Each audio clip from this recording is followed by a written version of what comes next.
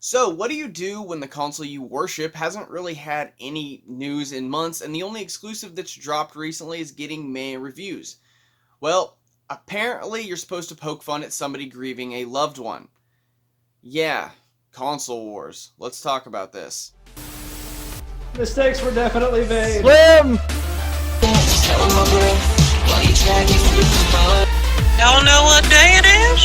It's bath day.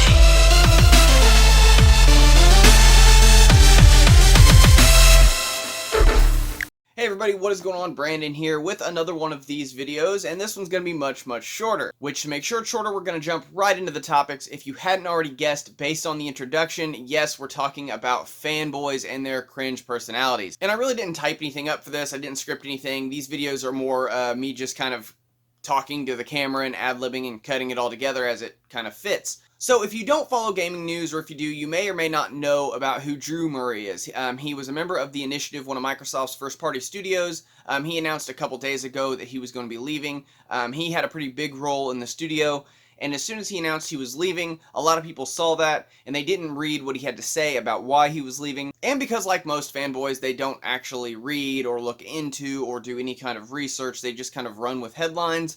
That's what a lot of the Sony fanboys did, in order to try to attack the Xbox side, the Xbox games. Two most notably were the CrapGamer and Saltiest Gaming. These two displaying on full why being a fanboy is a horrible way to go and what it does to your personality. It turns you into a shitty human being. Had they decided to actually read Drew Murray's excuse and why he decided to leave, they would have noticed that it was because he had lost his brother and the mental fatigue of it all had really worn on him. He needed time away, he needed time to focus on himself, and I think that's something any human being should be able to appreciate. We have all had times, if you're young you might not have yet, but when you get older you will have had times where sometimes you just need a break. Me personally, I just turned 33 yesterday, and I can attest there has been at least 2 times where I just had to walk away from a job because I needed to focus on myself. It wasn't necessarily the job, I needed to focus on myself, and that job in particular was not letting me do that, and that's happened at least a couple times. So most adults can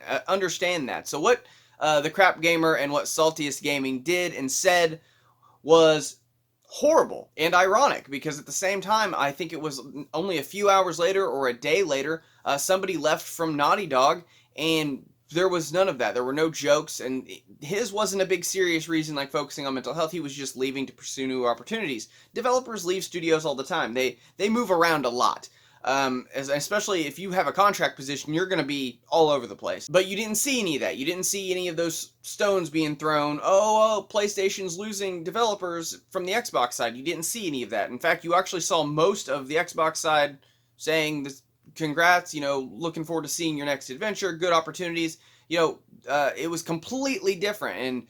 And here this guy is, who did it. He spilled everything out online, explaining he needed to focus on himself, and he just lost his brother, explaining what was going on. And these two couldn't even bother to read past the headline before making stupid fucking jokes. And I get it, there's fanboying on all sides. There's fanboy PC gamers, there's fanboy Xbox gamers, there's fanboy PlayStation gamers. They're everywhere. But I'm sorry, the PlayStation side is by far the most toxic. And these two are just showcasing it for the world to see. And I'm just going to say, there was a reason I was willing to fly across the Atlantic to fight one of their equally disrespectful guys live on TV. I was willing to do that. Because sometimes, I hate to say it, sometimes the motherfucker needs smacked. And with the next bit of news, Xbox Series X, Series S, PlayStation 5s, GPUs, everything is still going to be through the roof. And supplies are going to be in short supply until at least summer 2021. This sucks. I've been trying to get a new video card for my son's computer. I've been trying to get me a 30 series card for my computer for months now, and they're just so expensive, and it's like 200% markup. I can't see myself spending $1,300 on a card that I can get for $600 once they're back in normal supply. And when it comes to the Series X, I still haven't been able to get mine. I've had several in my cart, and I always manage to lose out on it at the last second.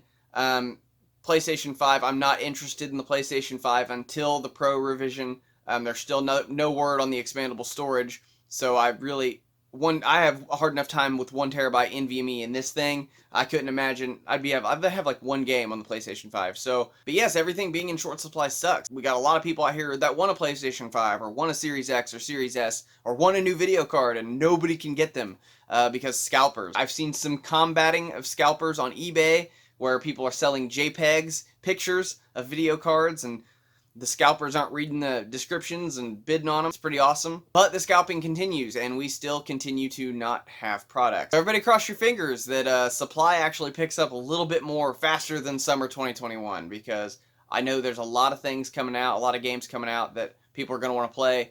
I'm ready to get my 30 series video card and my Series X. So hopefully supply picks up here soon. Moving on to the next bit of news. The PlayStation 5 DualSense controller microphones are annoying the shit out of everybody. Who would have guessed? I did. I guessed it. I said it several times back when they announced the DualSense. I said this is going to make the controller cost more having the built-in microphone. And here's the thing. Nobody's going to use it. And everybody's like, yes, they will.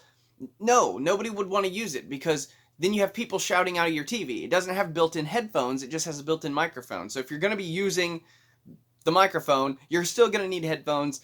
Most of the time, you can't even find headphones today without an inline mic at minimum. I mean, you can go to Walmart, get a pair of little gummy headphones with an inline mic for like $4. Even the Dollar Tree headphones have inline mics in them. So there's really no point in having a microphone built into the controller because it's just driving up the cost of the controller. Same thing with the haptic triggers. You're seeing most people saying they're turning them off. We're already seeing that they're breaking, which also called that. So the DualSense is essentially a DualShock 4 with the haptic triggers and the microphone. So why not just allow you to use your DualShock 4? This is dumb. This is real dumb, and I think Sony players especially should be irate that they can't use their DualShock 4s because these features that they don't need. They're gimmicks. It's the Kinect with the Xbox One, guys. Back when the Xbox One launched, we were forced to spend more money on the Xbox One because it had the Kinect in it. We didn't have a choice. We had to get the Xbox One with the Kinect that nobody really cared to use. I used it for like a day. It was annoying as hell, especially my son would walk in front of the TV while I'm watching a movie and it would like rewind shit.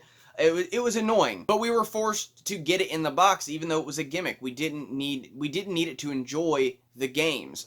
And it's the same thing with the DualSense. You guys don't need the adaptive triggers. You don't need the microphone built into that. And without those features, it's a DualShock 4 controller. So why not demand you can use your DualShock 4? If you demand it, and enough people demand it, it'll probably happen. And lastly, I want to end it addressing a comment that I got over on Twitter about my $70 games topic that I discussed in the last video, saying that $70 games shouldn't be a thing because we're actually spending less. It costs less to make a game now, essentially, than it did way back in the day because manufacturing is so much lower. And I had somebody address, oh no, it cost $100 million to make The Last of Us 2. Games cost more to make now. It costs $320 million alone just to manufacture Super Mario Bros. Just to manufacture it. That $100 million on The Last of Us 2, that included the manufacturing. It cost $320 million alone in manufacturing for Super Mario Bros.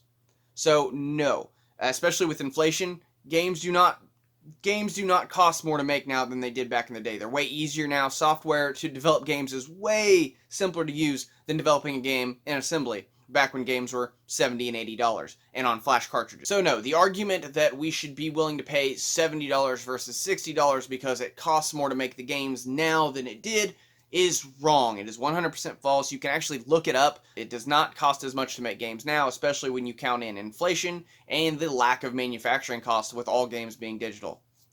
Or not all games, but most games. Most games are sold digitally nowadays. It was 83% in 2018. Numbers much higher now with COVID.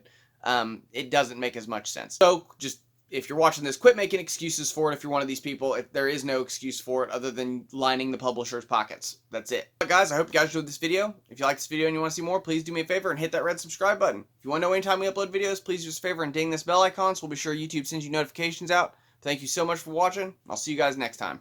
Hey guys, hope you enjoyed the video. If you like it, please do us a favor and mash that thumbs up button. Unless, of course, you're one of the easily offended snowflakes and you've already mashed that dislike button. I know you did. Anyway, check out some of our stuff over on the left. Check out some of our links down below. Thank you guys so much for watching. We'll see you guys next time.